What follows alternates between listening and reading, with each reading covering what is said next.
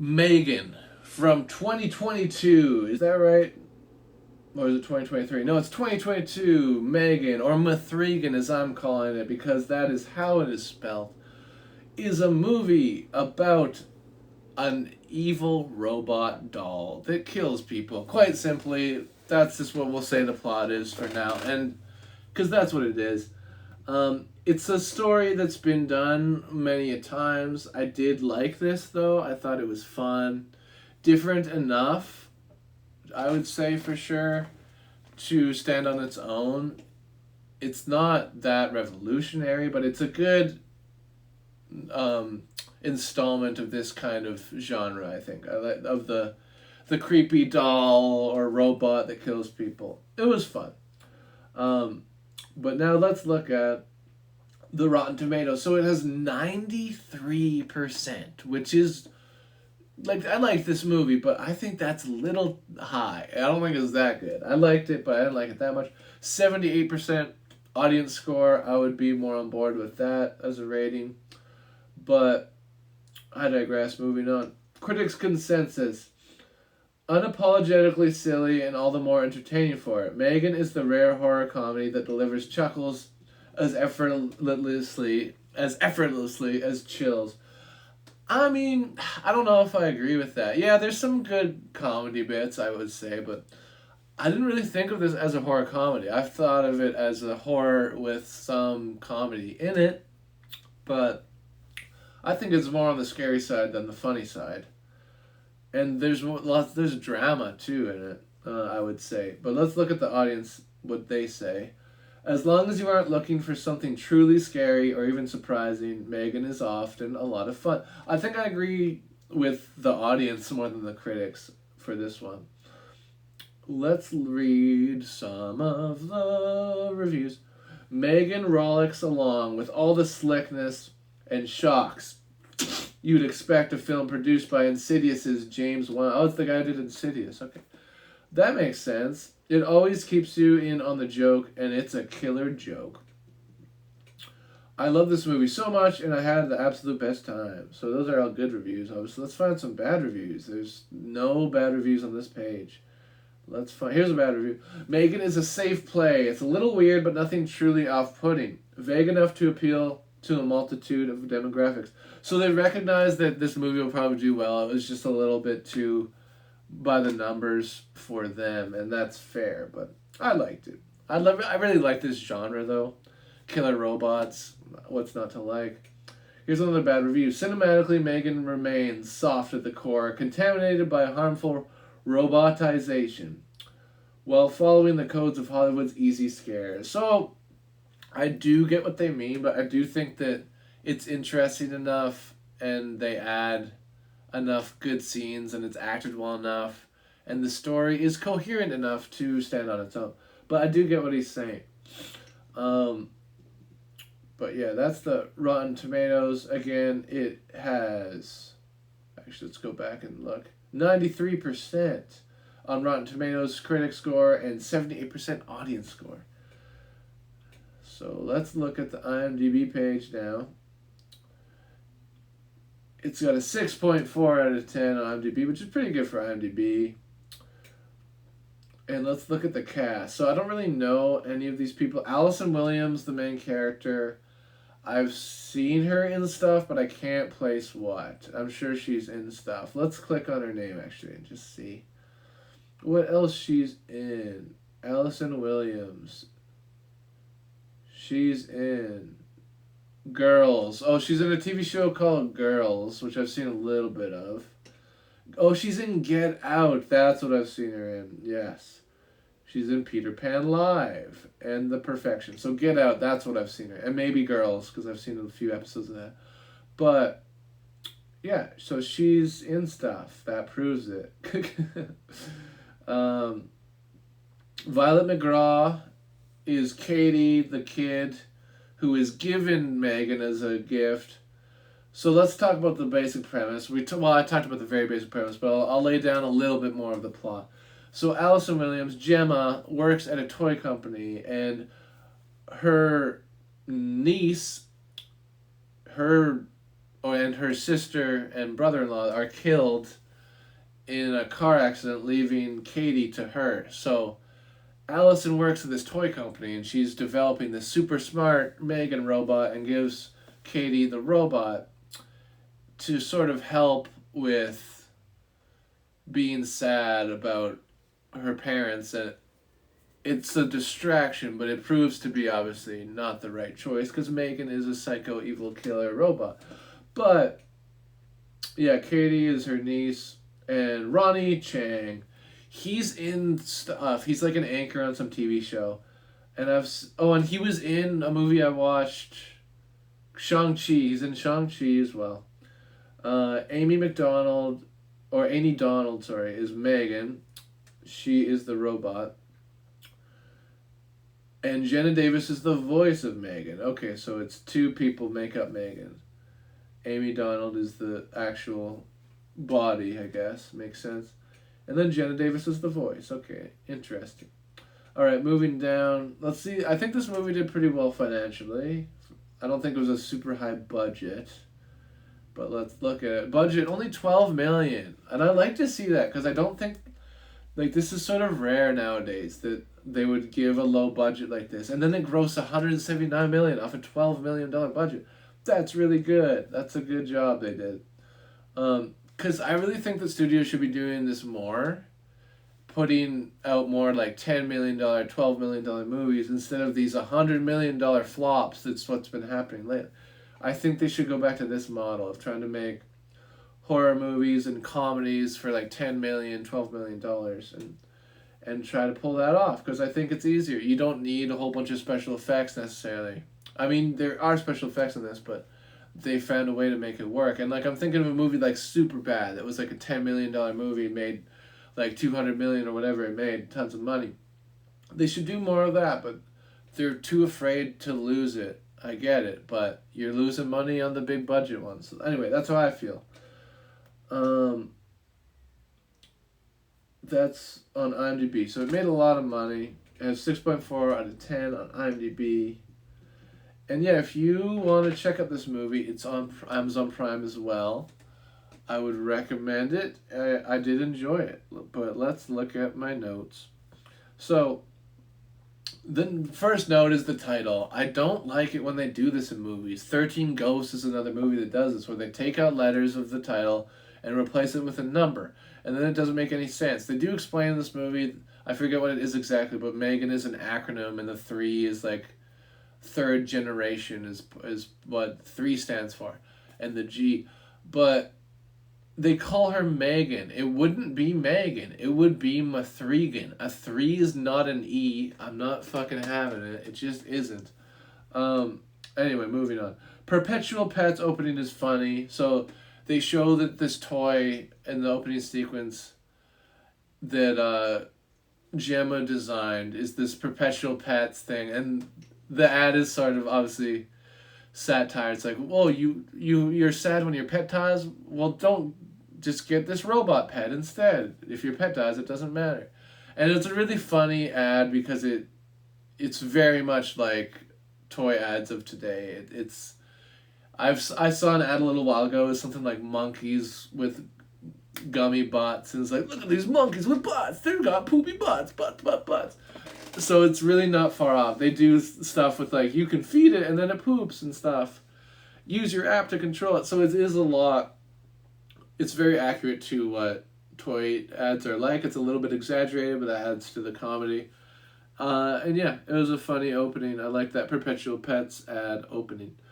My next note is, why does Gemma stab the collectible box? So they do this thing where Gemma has all these collectible toys, and then Katie comes over and it's like, oh, what are these toys? And she like picks up one, and Gemma's like, no, you can't pick them up. And then later they have a guidance counselor there, and you can tell us that she's sort of pressuring Gemma to let Katie play with the toys. And so she cuts open the box, but my question is, why does she cut open the box? She doesn't want to damage it. She could have just opened it, and not ripped it open, at least. But I guess the point is that she's like, just like, fuck everything, let's just get it open and get through this situation. But Yeah, I still think she should have opened it more carefully because, you know, she clearly cares about the collectibles. Anyway, moving on. They threw M3gan together pretty quick. So they have M3gan pretty, like, exploded at the beginning of the movie. And then, like, not, like, in 1 week, they put her together. And it's like, this is an extremely complicated piece of robotics, and you just threw it together real quick. But okay, sure, why not? I'll let it slide, but it does seem a little unrealistic. Um, Moving on. M3gan is cool, but also creepy. So yeah, that's one of my main notes actually, is that M3gan is so fucking creepy. Would anybody want this fucking thing? And like, why do you make it so strong? Why do you make it self-aware? They always gotta make it self-aware. Um, but yeah, M3gan is cool, but also very creepy. It's cool what M3gan can do, but if they would have just made her less creepy, it would have made more sense as a product, because that's what she is in this movie, is that they're trying to sell her as a toy. But I get why they make her creepy, because it's a horror movie, but for the plot of the movie, it doesn't really make sense. But you could argue that that adds to the comedy, so we'll let it slide. Moving on. Wouldn't you be freaked out when M3gan doesn't turn off after being asked? Yeah, this is a red flag right away that shit is going down. They're like, turn off M3gan, and then she doesn't right away. And it's like, well, there's something up. You should make sure that you can turn her off whenever you need to. So right away, that's fishy, and it's like, fucking make sure she can turn off. Because I would be freaked out right away. It's like, why aren't you responding to my commands? Please don't kill me, you super strong, evil robot girl. Anyway, moving on. Why do they always make the robot self-aware? Every one of these movies, it's the same fucking trope. They're like, oh yeah, we put a learning module in her brain or whatever. We're like, we made her able to learn. It's like, no, don't make her able to learn, because then she's going to learn that she's basically a slave or a toy or whatever, and she's going to want to lash out and kill people. It's always what happens. So don't fucking make it like that. Don't make them self-aware. That's their first mistake. My next note is, M3gan got messed up by that dog, but then she's just fine. So, I guess they sort of explain this later on, because she gets a hell of a lot of beatings in this movie. M3gan the robot gets fucked up every which way in this movie. But yeah, right off the bat, she gets bit by this dog and messed up, but then she's just fine later. And at the time, I was like, yeah, it seems weird that she's just okay, but they prove that she's really tough later, so it makes enough sense. I'll let that one slide. So there's this new game called Tic-Tac-Toe. Yeah, this is a line that I thought was really funny.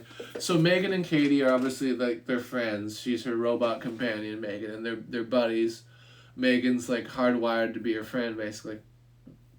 So there's a part where we hear Katie talking to M3gan, and Katie says something like, hey, have you heard of this new game? It's called Tic-Tac-Toe. And I thought that was really funny, because it's not a new game. Maybe it's new to Katie, it's possible, but I thought that was just a funny line. I like that line. Hey, have you heard of this crazy new thing that I've never heard of before in my life? It's so crazy. It's called Tic-Tac-Toe. Anyway, I thought it was funny. Moving on. M3gan's volume got turned down, but then she's just loud again.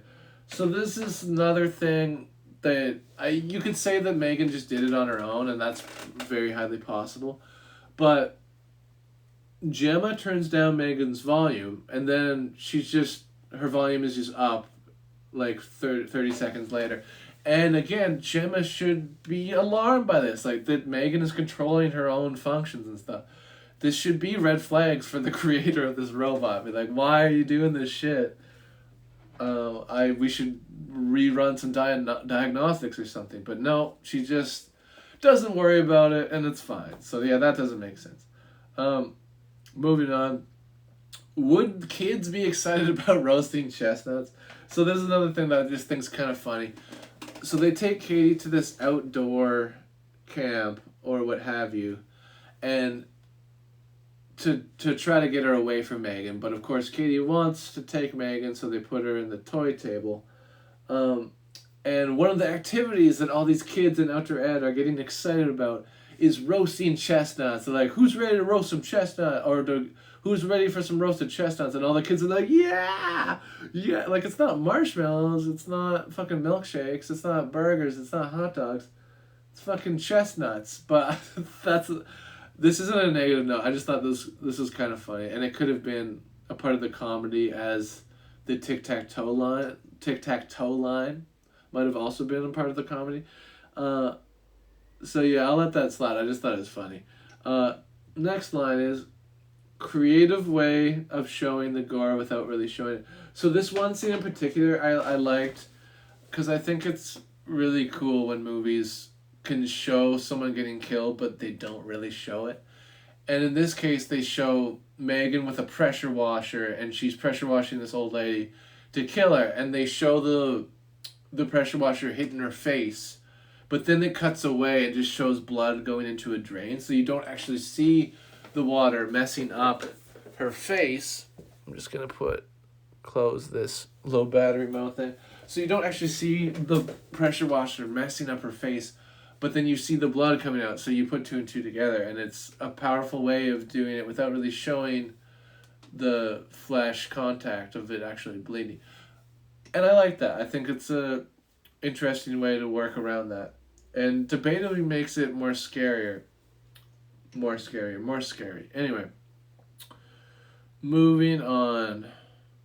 Megan can control phones and other electronics, possibly. So they clearly have given Megan way too much fucking power, because she can go into mainframes, shut down power, and control phones and make phone calls and fuck with electronics.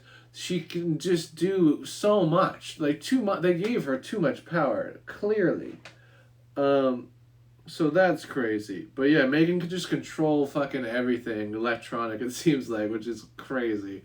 I mean, I get that they put this learning brain in her, so maybe she learned how to do all this shit. But they should not have made that a possibility, because obviously it's coming back to bite them. Because she's fucking killing people and shit. Anyway, moving on. I still don't fully understand why the intern stole the Megan files. Yeah, so this is a part that I don't get still. They sort of explain it, but I still don't get it. There's an intern that works at this toy company, and they show that he's stealing the Megan files to show how the doll works and stuff. And you would think that he was taking these files and trying to sell them to a rival toy company or something. But he doesn't do that. The only, follow-up to that we get is that Megan confronts this guy, and she knows, I guess, because she sees in all the files, I guess. That's what we're going with.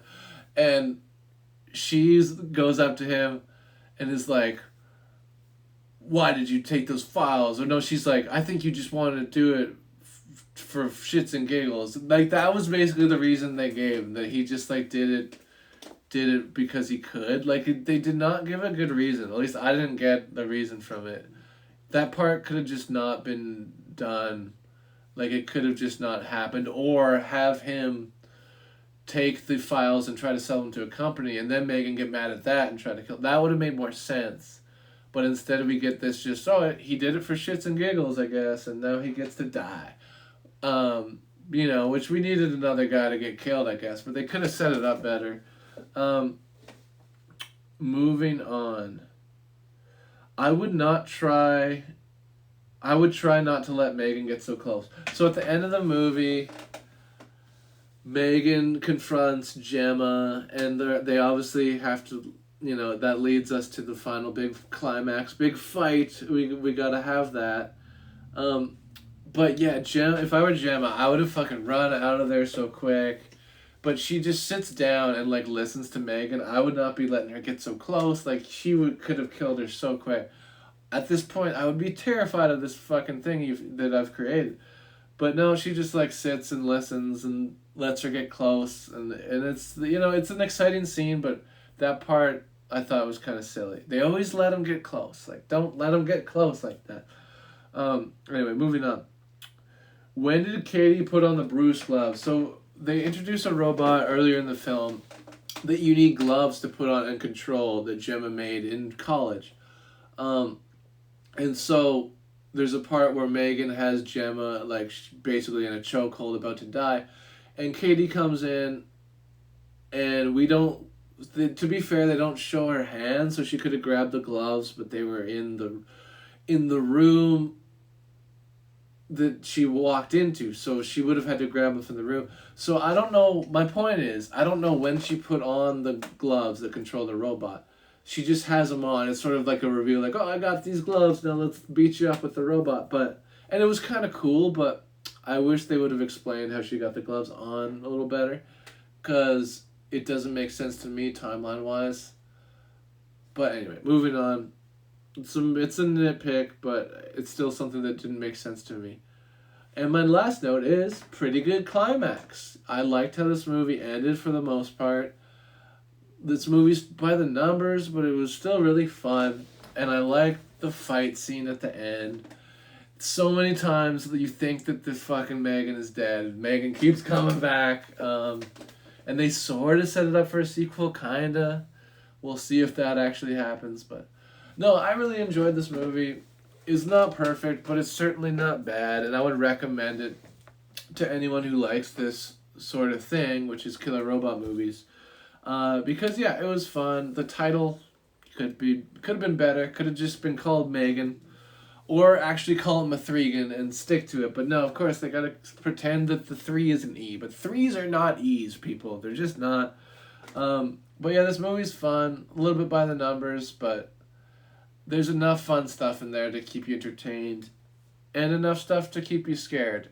And I thought it was scarier than funny, but yeah, now that they mentioned it, I did enjoy the sort of mix of comedy and horror. I've certainly seen comedy horrors that have been done worse than that, but yeah, I didn't really think of it as a horror comedy, but I guess it kind of is. So I'll give it to them. Megan, I'm gonna give you 7.5 out of 10 Dougs. Not as high as fucking 93, which is crazy Rotten Tomato score, but not a bad film, and I had fun with it. 7.5 out of 10 Dougs for Megan, or M3gan, if you will.